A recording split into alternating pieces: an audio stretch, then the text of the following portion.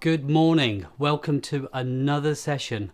We're now midweek of hashtag LDeduchat Leadership Development in Education online. So today we've got a slightly different session today. We've got Michael Payne, author of Being the CEO.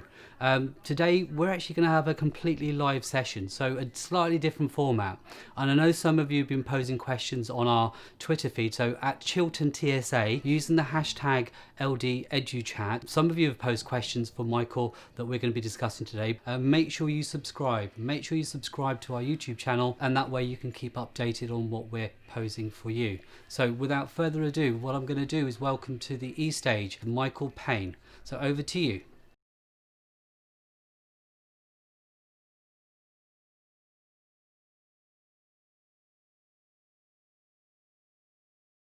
Good morning. As I've rightfully said, we're having a slightly different session this morning where we're entirely live over the course of the next hour.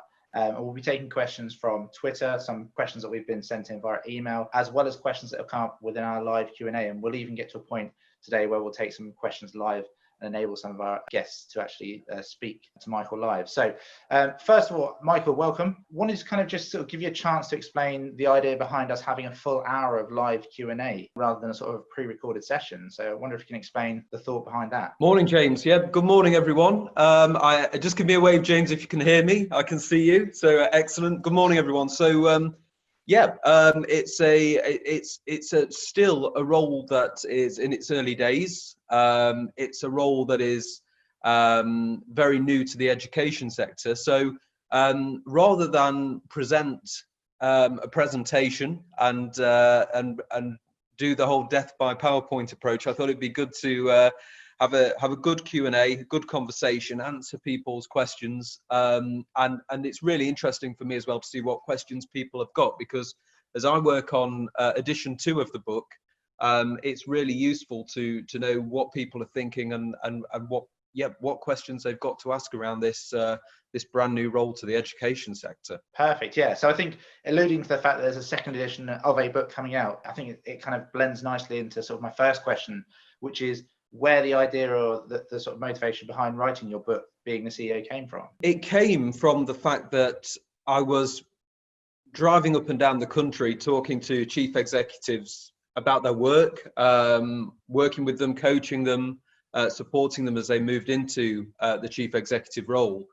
And people were essentially telling me that there was no resource, there was no place to go to learn about this job and to really discover what the role was all about. And that didn't just apply to the education sector, by the way, James. It was also an issue across the board. There is very little out there in terms of writing literature around what the chief executive role is. So really, it's not only one of the first books in the education sector on the chief executive role, but actually one of the first books across the board, if you look on Amazon and so on. So it was quite a daunting prospect when I started it, to be honest, because it's the question in my mind was, why hasn't this been done before? But there was a lot out there, lots of research in different places, and lots of good questions, as we've also got today. So eventually it all took shape. And of course, the book focuses on the chief executive role in the round, and there was a lot of lessons from the charities sector and from the business sector and other public sectors.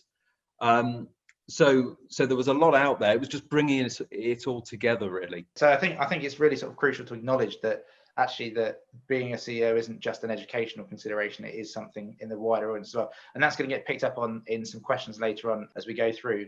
So in obviously your experience of working with many CEOs, I think yesterday alone you were working with CEOs doing some coaching sessions. What would you say are the key traits of some of the most successful CEOs that you've worked with? It's a strange answer, this one, because I always say the first key trait is humility, and the second key trait is self-confidence. Now that sounds quite contradictory, really, but really it's not, because it's just getting that, the right way around. So the humility comes first, and I think what I see in, the highest performing CEOs, and really importantly, the CEOs that stay in position the longest and sustain their success over time, is that they approach the role knowing what they don't know with a great deal of self-awareness. So they know where their weaknesses are. They're always asking questions. They're always learning. And that helps them do a number of things. It helps them look out to the world for answers. They're always questioning. They're always seeking, new innovations, new approaches. But it also really impacts on the dynamic of with their team and with the organisation, because humble CEOs bring people around them with the expertise and the knowledge that they don't have, and that they recognise they don't have. So you tend to find these CEOs are constantly learning. They're constantly asking questions of themselves. They're constantly focused on bringing the best team of people around them. But through that comes self-confidence, because the more you're asking questions, the more you're learning, the more you've got a great team of people around you, the more self-confident you become. So, there are a few CEOs out there, and we've seen a few of them in the education sector that, I don't know if you've had Steve Mumby on this show yet, but he talks about the leaders that drink their own bathwater. Not the greatest image to have in mind, but that's true. You do get the chief executives that once they've got the title on the door, think they've reached the top and that's it. They're at the pinnacle, they know everything. And actually, it's the CEOs that recognise that actually the learning has just begun, that tend to thrive in the role over a sustained period of time, and hang on to and attract good people around them too. I think that's a really good insight. I think that probably many of us could see those role model CEOs that are doing that, and maybe some of us would have had experience, unfortunately, of the earlier sort of less evolving CEOs, should we say. I think kind of focusing on the education sector, there's a real sort of question mark around, is headship and leadership of a school the best sort of preparation into a CEO role, or is there sort of another route into the role that might be better suited? I don't think it's the easiest transition. Almost on an emotional level, it's not an easy transition for people who have been head teachers. For some it is, but for many it isn't, because there is a process of stepping away from the school, and you're not having those same day-to-day interactions with the staff, with the pupils. You're not walking the corridors, you're not seeing the parents on the gates. So there's for many head teachers, it's an emotional challenge, and they grieve it actually going into the CEO role. They grieve headship. So on an emotional level, at the same time, you get the chief executives that know by making that step, they're going to have influence not just over one school or two schools, but in some cases 50 or 60 schools, and the potential in that to change thousands and thousands of people's lives is tremendous. So on one level, it's emotionally challenging for some. On another level, it's less so. On a professional, practical level, the transition to CEO role, I think there is a step in between. I think executive headship is a good step, but the really important thing in all of this is getting experience of HR, workforce development, financial leadership, the operational side, the political side as well, actually, is a big dimension to the chief executive's role. So finding ways for head teachers, and of course they are doing this on one site, but the opportunity to lead a workforce across multiple sites, to lead budgets, not just in terms of budget planning, but also investment for longer term and so on, is really key. But I think there are other routes into the chief executive role, and I think we've seen some head teachers make that leap seamlessly. We've seen some head teachers struggle with the leap, but I also am a strong believer that we will see more and more chief executives coming from either leading teaching schools or research schools. I think that's a great preparation and grounding for becoming a chief executive, because you're leading not only the provision, but you're leading a team, you're financial planning, workforce planning, dealing with government and so on. So that those roles are good preparation. But I think we are going to see more people come from the charity sector and the voluntary sector, and maybe other parts of the public sector into the chief executive role, because I think the main thing, as well as the humility and the leadership expertise, is really the passion to change the communities for the better and children and young people's lives for the better. So I think we're going to see more people coming into the chief executive role that are passionate about education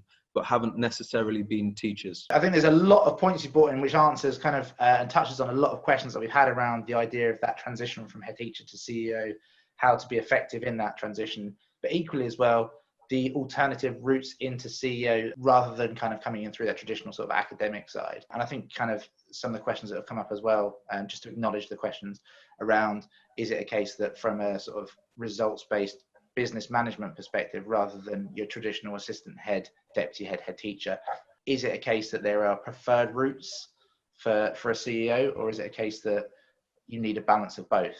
I think we're going to see a mix of back, and I think that's the beauty of it, really. You know, we're going to see people from different backgrounds and within the education sector and also beyond it as well. Yeah, I don't necessarily think we know there's a preferred route into the chief executive job. But then if I relate it back to, you know, the wider economy or, you know, the wider public sector, there aren't traditional routes either into the chief executive role. And the key component, I think, is leadership, but it's also that ability to read the context, build the relationships, and deliver results over time. You know, if we look at the NHS, for example, we've got chief executives that were surgeons, we've got chief executives that were mental health nurses, we've got chief executives that were accountants and management consultants, and there's no real trend between those previous roles and the success of their hospital trusts. Yeah, it's all down to the individual leader, and that rather than their previous experience. Although, having said that, in the NHS, they're in the opposite position to where we are in education. In education, we've got many former head teachers and executive heads in the CEO role, and only a handful of people that were from outside education. In the NHS, they're looking at bringing more people in from the nursing and clinical backgrounds, because they seem to have, you know, quite a significant number of people from management backgrounds. I'm going to read Penny Ravage's question rather than try and paraphrase, just so I don't get myself caught over. So it leads on from there. So what alternative models of multi-school collaborative civic leadership have people developed that doesn't try and replicate a managerialist or business style CEO? I think that's a great question. One of the things, it's difficult to caricature trusts, but I think we're seeing two distinct approaches at the moment. I think there are some trusts that are very focused on the DFE, very focused on delivering good Ofsteds, being high in the performance tables, growth. That's all well and good, and I think that tends to lean to a more managerialist approach, because actually, you know, in many respects, those measures of success are set for you as leaders.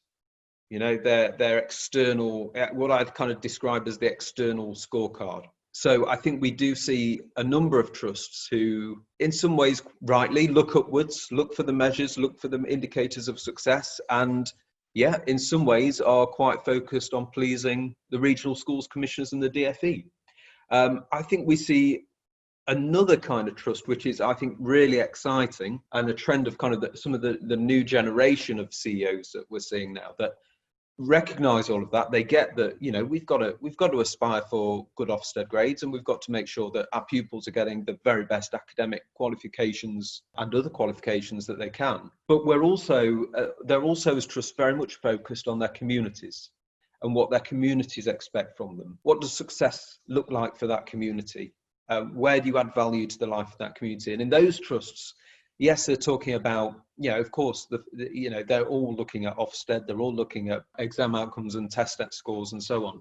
But they're also talking about the preparation for the jobs market. You know, what are employers saying about our trust locally? Do they feel that the children are ready? What's the mental health and well-being like of children across the community? You know, are they ready for the next stage in their lives? Are they enjoying their childhoods? And in those trusts, there's I think a shift at the moment towards what I kind of call the internal scorecard of the community. So not having necessarily all your success defined by government, but also what as a community in the widest possible sense do we want from our schools and for our children? And it's really interesting at the moment that we're seeing some of those trusts begin to turn that into accountability. So being very public and asking parents, asking pupils, asking staff how they feel about where their schools are at, whether they're successful, whether they're making a difference to pupils and so on. So I think, you know, those CEOs have got to be quite brave and courageous, because they're the ones that are ultimately accountable. And what they're saying is, you know, we've got this DFE accountability and this Ofsted accountability, but we're also going to make ourselves accountable on another level, publicly, to our communities. And I think that's a really brave, but actually quite inspirational approach. And that's all down to the trust board as well, because it's the trust board that holds the CEO to account. And if you've got a trust board that's talking about those things and saying to the CEO, we want you to deliver on those things and we will hold you to account for those things, then that's exciting. And that's where I think, you know, trusts can really come into their own. You know, politics, the DFE and so on, yeah, they've, you know, I'm absolutely sure they've got the best interest of our children, young people at their heart, but, you know, they are going to be limited in their aspirations and their understanding of our distinct communities. So it's a great question. And it's taken a while to answer that one, but I think we're seeing some quite creative approaches to leadership of trusts in the best possible way. I think it's a worthwhile acknowledgement. Like you say, there is, dare say, the boxes to tick, but equally it's doing right by the people that we are looking after within our trust as well. So I think there's that, finding that balance, I guess. One of the sort of questions that sort of coming in, we'll look at the live Q&A came in this morning, was looking at where CEOs have failed in the past. What are the reasons for their failure and your opinions for that? And I suppose in addition to that, then what are the biggest challenges that CEOs face and how they can kind of ensure they don't fail? Hubris, I think, is the main one. If there are quite a few case studies of this, James, of, you know, trusts that went wrong, as you know, particularly in the early days. And it tends to be, going back to the first question, really, the chief executives thought that they could, I suppose, had a high opinion of themselves and their abilities, and they either overstretched themselves, which I think was probably the case in most cases of failure. They just took on too much. They didn't build the right team around them. They didn't build the capacity in their trusts to deliver school improvement at scale, because, you know, I think they were quite, greedy is probably not the right word, but reluctant to let go of school improvement, because, you know, they were the head teacher that became the NLE, that became the CEO. That's fine when you've got 3 or 4 schools. When you've got 20 or 30 schools, it's very difficult to run a trust like that. You've got to trust other people. You've got to bring other people on board. You've got to empower them. And I think in some of those trusts, there was a real issue where the CEOs essentially didn't see the job as the start of a new learning process. They saw it as kind of the pinnacle of the profession and to go from there. So I think there was hubris. I think also a lack of accountability in some of those trusts, where the trust board perhaps were too reverential towards the CEO. They didn't keep them on their toes. They didn't ask the hard questions, and things began to go wrong. If I think of one of the most successful CEOs in the trust sector, Sir Steve Lancashire, who runs Reach 2 Trust, 60 or so schools. He's been in the job now since, I think, 2011. So he's been a CEO for almost a decade of a trust that's sustained success. He will say that the really key thing for him over that time is having a trust board that has really held him to account, really pushed him, but supported him as well. You know, a really top drawer trust board that has kept him on his toes and allowed him to keep improving and keep developing. So I think, yeah, for those that failed, I think a lack of accountability, a lack of challenge, and also perhaps a sense that they'd reached the top rather than they'd actually reached another stage, and they were, you know, at the beginning of a new learning journey. I think we're going to jump to a live question. So Penny Rabiger, I'm going to allow you to talk. That should give you a forum to ask your question. So your microphone's on, so feel free to. Hi, Penny. Yeah, I mean, I'm lucky enough to have worked across the sector, both in the school setting, but also in a kind of education setting with CEOs who have a kind of business background. So I'm interested in the step from head teacher to CEO. And so my question was, how do we help CEOs set up a more sort of more learning rather than more power stance. So the step from headship to being a CEO often means an entirely new skill set. And I think you mentioned some of those things, learning about finance and things like that. But how do we make sure that the people in power are committed to the lifelong learning that's required to fulfill the role properly? Great, thanks, Penny. Good morning, by the way. Hello. And it's nice to be in touch. Yeah, so the step is, we've talked about the step, it's a big leap. I think when I speak to people that make the leap from headship to the CEO role in one jump, and they do, there are people that have done it, they are very frank about the leap. I think one of the big distinctions between being a head and being a CEO, I think from the many conversations I've had, is that you move from being the lead practitioner in your leadership team. So as a head teacher, most of the people in your leadership team you share the same professional background with as. Yeah.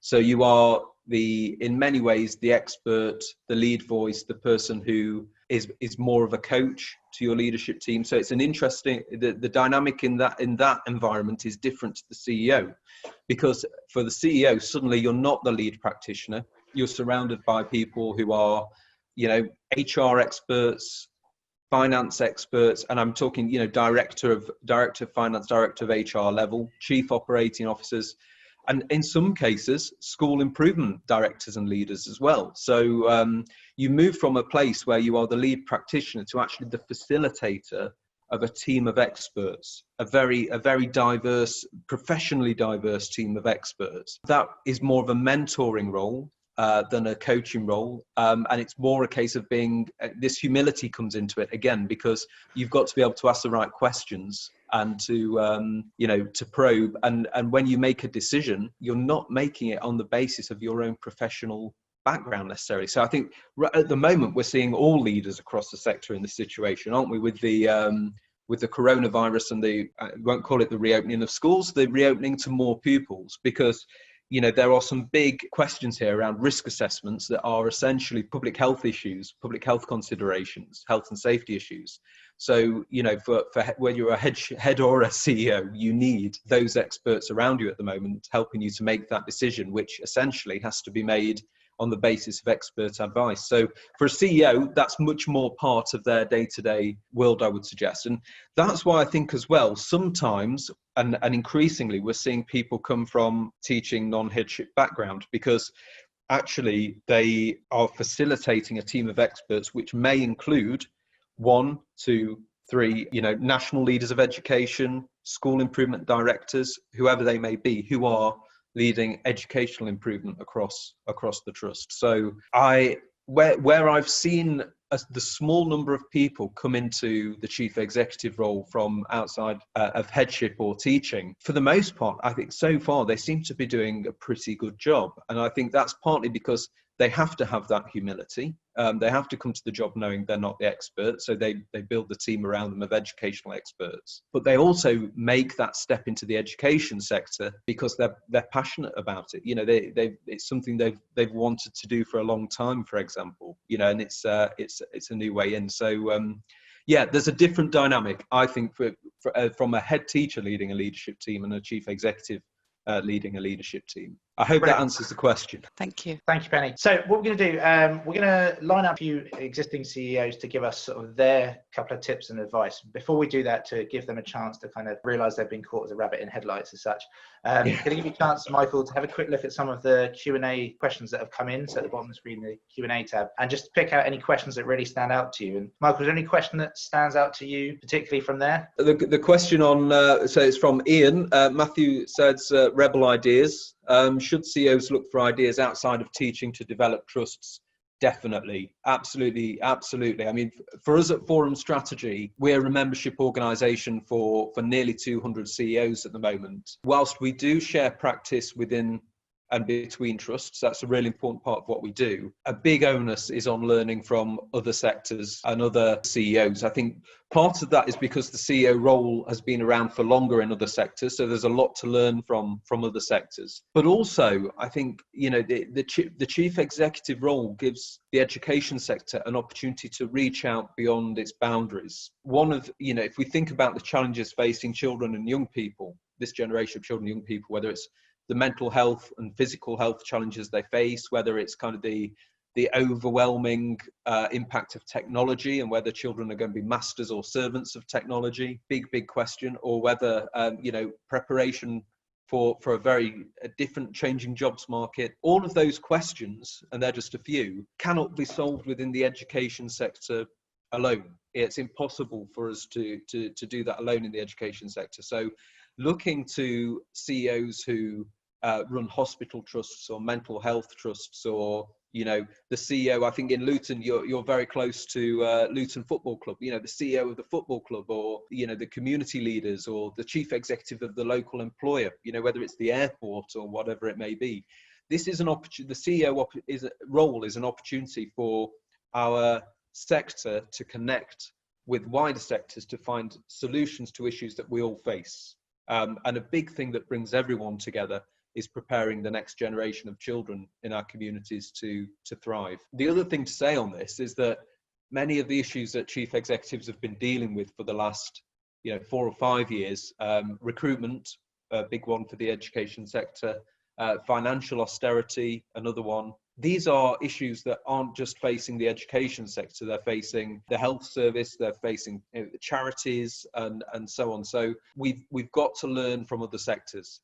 We've got to pinch ideas. We've got a duty to kind of share our ideas with other sectors as well. So the great thing about the chief executive role is it has opened the doors, because if you have a chief executive of, you know, 15 schools in Luton, to be frank, you're going to find it much easier to open the door of the chief executive of the airport and think about how do we, you know, start developing apprenticeships, or how do we start, you know, improving work experience, or working on the curriculum together, or whatever it may be, sharing intelligence about the community. I don't know, but there's a real, the chief executive role does provide a big opportunity to make those links, no doubt. I think that's kind of echoing the points you were making earlier about it not necessarily being the future of the CEO role in education being someone from an educational background directly as well. There's a question, James, that's just come in about what's in a name. You know, I am the strategic executive leader of a trust. That's from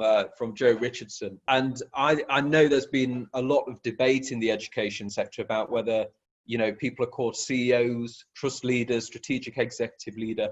I think in going back to my last question, what's in the name, I think absolutely, you know, it's more about what you do than what you're called. I completely agree with that.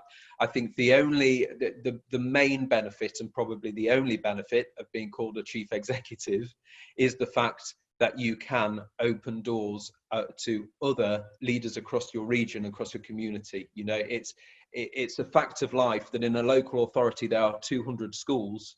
You know, each head teacher knocking on the door of Luton Football Club is going to, you know, if you're a chief executive representing 20 or 30 schools, it is going to be easier to make those links and make them on behalf of your schools. That's just, you know, it's just a life, isn't it? I think what we're going to do is we're going to try and get Adrian Rogers on and see if we can sort of get some insights into his sort of thoughts on this matter. So Adrian, I'm going to allow you to talk now. Am I on now?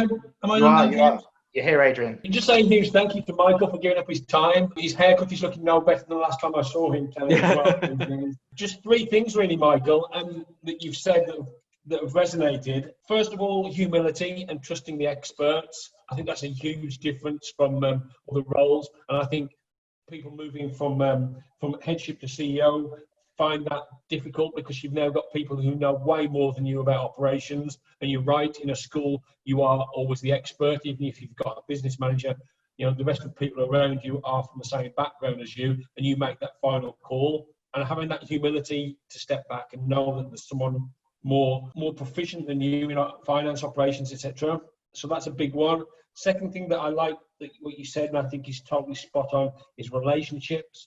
And when a CEO doesn't know the key people, then I struggle with that. So I think humility, trusting the experts, relationships. And the third one, really, and it's not to disagree, Michael, but just put my slant on it, I do think high levels of school performance, great Ofsteds, great results, great progress aid, outstanding judgments are actually go hand in hand with great community engagement. I don't see a difference between the two. So actually, I know you're doing it as a fairly blunt tool, but I do think both of those things can go hand in hand. I desperately want all our schools to be outstanding, but I desperately want them to all engage with the community just as well as any other school in the country. So I think those two things are not mutually exclusive. And so my advice or tip, James, is that those two things are actually really key as well. But those are the three bits that I've taken away from listening to Michael.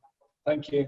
Thanks, Adrian. And I agree with you on the last one. I do agree with you. I think there's a difference between the balance, but striking a balance between those two and those trusts that are, how can I say it, where the narrative is dominated by the top-down measures. And, we all know, there are examples of that, and, they're not particularly, I don't think, the most inspiring places to work. There are less of them now. But I think you're absolutely right that in every walk of life, we've got to be accountable and we've got to deliver, and we will always have that oversight. And it's quite right that we do. So, but I think it's, as you say, striking the balance between your legacy at a local level and protecting your staff and your pupils from an extreme obsession with the top-down measures, which I don't think happens very much across the system, but we know it does. And but at the same time, recognizing that that is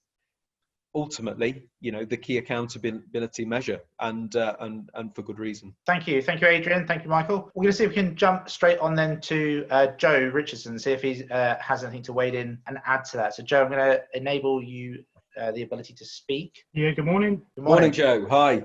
Yeah, how are you all? Good, thank you. Good morning. Very well, thank you. Very well. Excellent. So just like three. You're not going to offend my haircut either.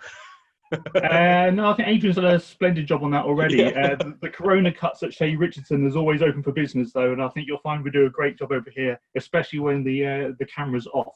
I think you'll find it's particularly good.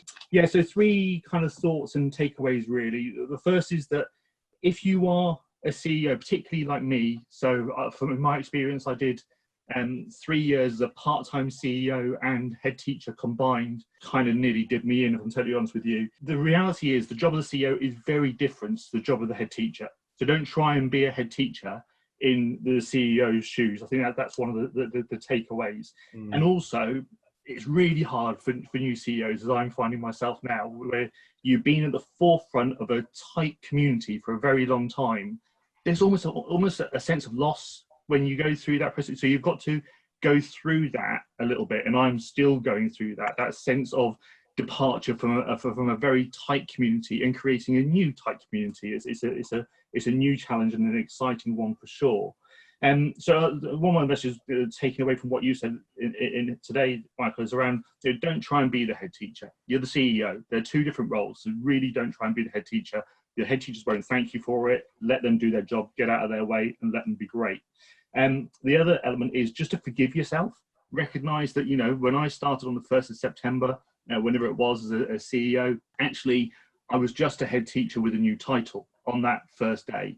And I think that as time goes on, probably that we all should allow ourselves a little bit of forgiveness to recognize we're going to make mistakes, to do things not quite perfectly, particularly in an environment where things are so new, and the sector is so new to all of us in reality. So it's crucial, I think, that we are forgiving to ourselves. As much as we hold ourselves to high standards, we should also forgive ourselves when perhaps we don't go down the right path. And the last thing is just to be aware that you need to just connect with some great people around you. So Adrian won't mind me saying this. I've doorstepped Adrian a couple of times, gone down to his offices, taken cake as a bribery for advice and guidance. I've done it with Dr. Alan Lee from the Best Academy and a wonderful lady called Annie McGill from the Xavier Academy Trust.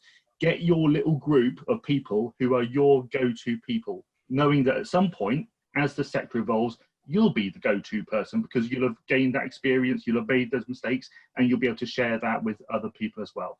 So those are my kind of three takeaways, listening to kind of the ethos and the vibe that you're sending out today. Thank you, Joseph. We're going to move on Thanks, to Joe. a topic which is can be quite provoking, but hopefully we'll get some insight and maybe even get some live participation from someone within these communities. So talking about the subject of BAME communities and sort of gender equality in the CEO sort of world. And obviously, Michael, you may have more to add to this, having sort of a broader vision of CEOs. But from my perspective, in my encounters with CEOs, there seems to be that sort of typicality of that white male figure that stands at the top of the organization. And it's kind of a case of how we address that balance. So that I think looking at statistics in terms of from an education sector, where some 20% of our sort of workforce are from the sort of BAME backgrounds, but of which only sort of 5% are represented in the leadership. And I'm sure that statistic follows within sort of that more senior leadership in that CEO sort of role as well. It'd be really good to kind of sort of hear from you what your thoughts are on how we can kind of address that balance, how it is that we can support people from the underrepresented groups into those sort of roles. Thanks, James. So no, we're not. You're right. There's a we're nowhere near, are we, on this? It begins at the top. I wrote quite a controversial article 2 or 3 weeks ago, which people may have seen, about a certain group of CEOs of major trusts that were meeting, and 15 of the 16 were men, and I wrote quite a public article about that, and it didn't go down particularly well amongst a small number of CEOs, but it has gone down well across the majority of the sector, where people are kind of ready to see us model what we want to become. Now that's a gender issue it's also an ethnicity issue, and I think we've all got to be braver and more courageous in calling it out where we see it. So I think it's something we've got to keep pushing for. I'm really proud of the fact that we've got gender right on our network. So we've got, as I say, a network of approaching 200 trusts. And there is a very, very good gender balance. We have a small number of CEOs of colour. There is much more to do. I think we've got to model it. We've got to call it out, as I said. One of the areas where I think the area where it does begin, we're talking about community accountability and community leadership, is making sure that trust boards, the people that hold our CEOs to account, are representative, as well as having a representative generation of chief executives themselves. So I think even before we can come close to getting this right at a chief executive level, we've got to get it right at a board level, and there's got to be much more work done there.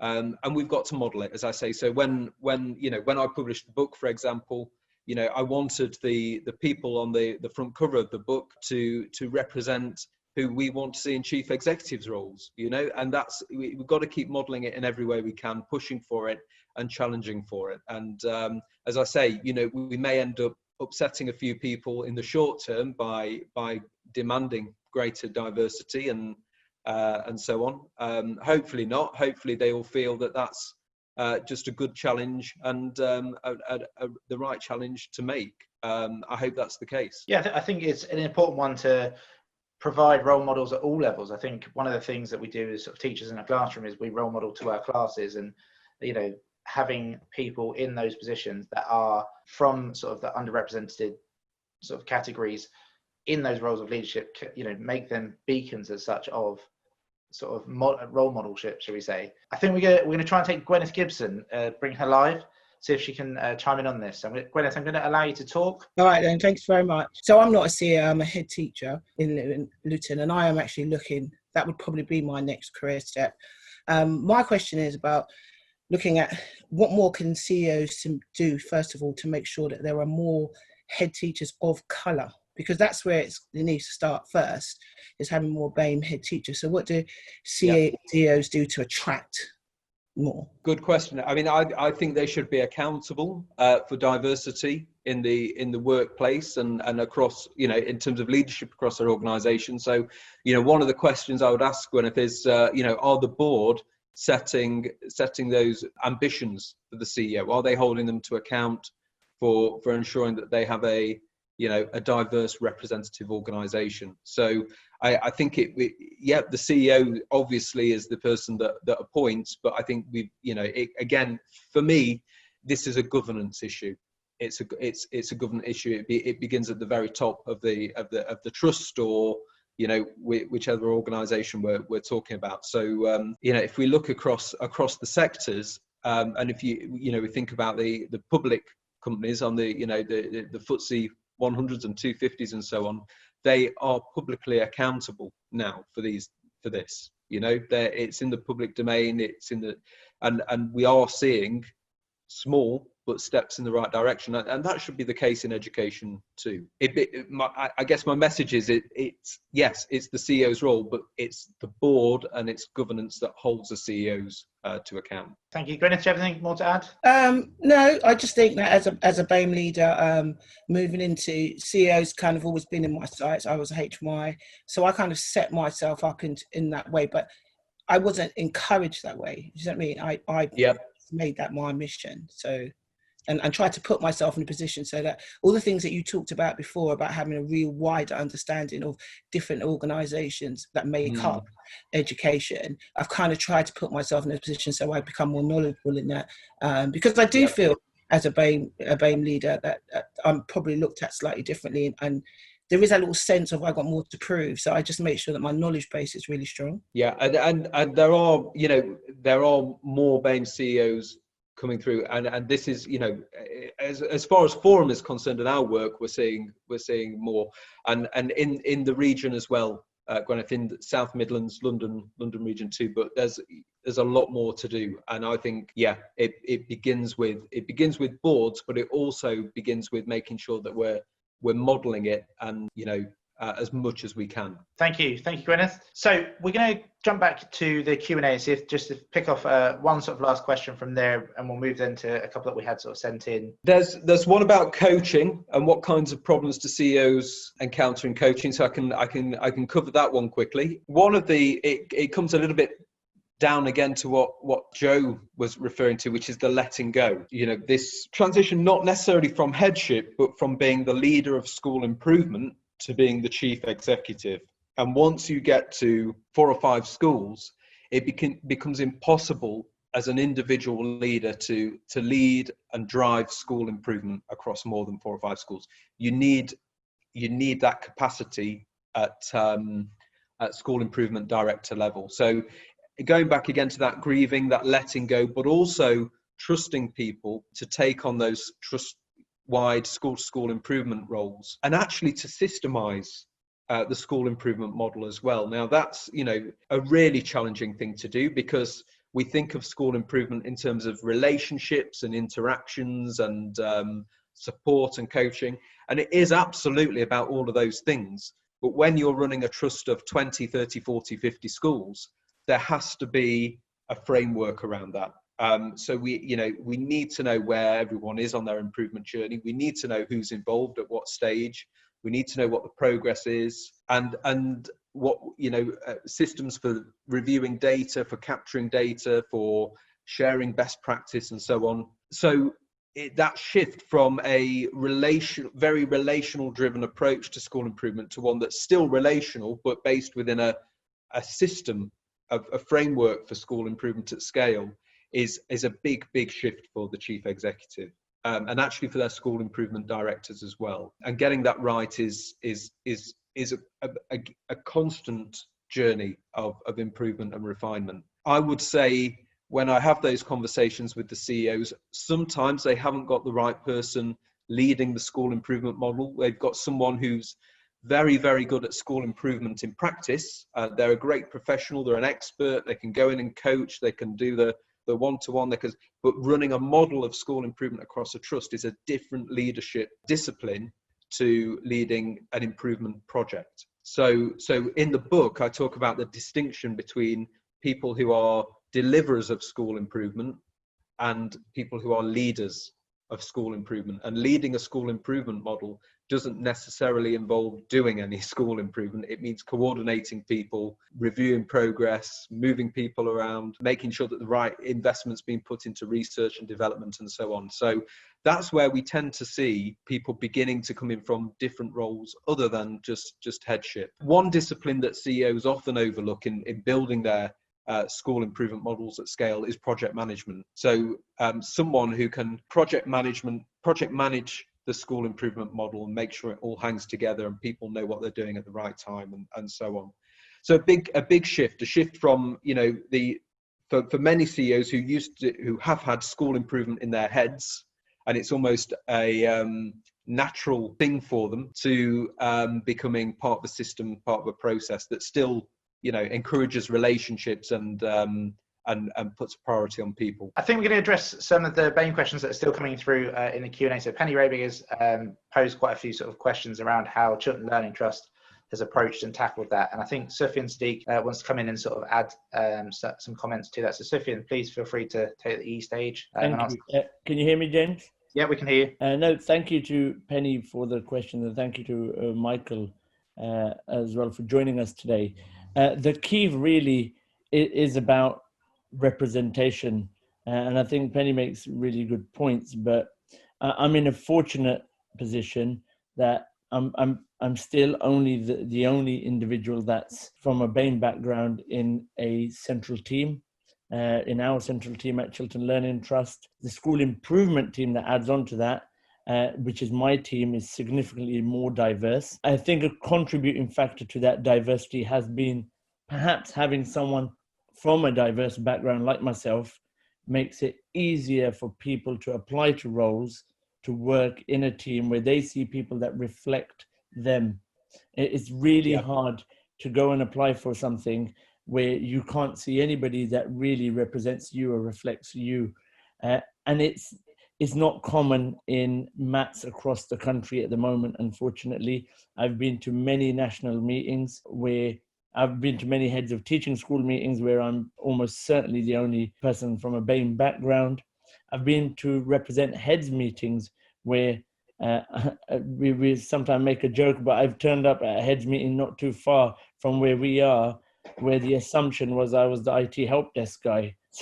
So unfortunately that still exists. And so I think representation is really important. I think immersing yourself in a community and making yourself open for criticism. I think a credit to Adrian has to be about the fact that Adrian has been very open about listening to people, hearing their feedback, understanding that actually 2-3 years ago, we were in a very different position. We're now in a position where I would say we're probably the front runners in the country, but that hasn't been by chance. And that has to be said. It's been by design. It's been by a recruitment approach. It's been by, and it's not been positive discrimination. And I think that's key as well. Yeah. Because I don't like the idea of positive discrimination in the fact that I know I got the job because I was the best person for the job, not because they needed somebody of a BAME background.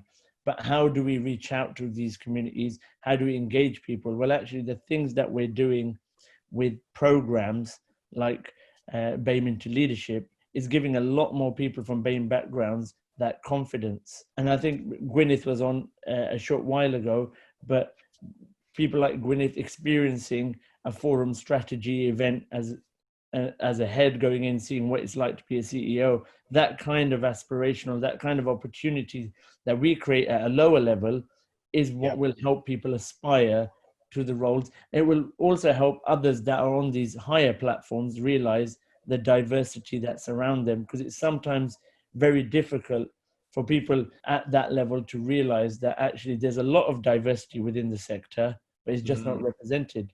Your book, Michael, has a gentleman of Afro-Caribbean background on the front of it, and they represent, I think, 0.2% of heads in the country. And that's shocking. We know that actually the chances of a black male being a CEO, therefore, are a lot more difficult than any other ethnic group. So lots more has to be done. We're very open at Chiltern Learning Trust to really work with people to talk about our journey. It's not perfect, but lots more can be done around that. Thank you. Thanks, Sufyan. Thanks, conscious of time, so we've got a couple more questions sent in to us earlier. I want to address Mark Gibbs' question around how we can bring schools together in a trust, and whether it's encouraged for collaboration or whether competition is a healthy way to kind of get schools to improve. And in addition to that, what advice you might give to a head teacher at the start of their career in order to support them. Thank you.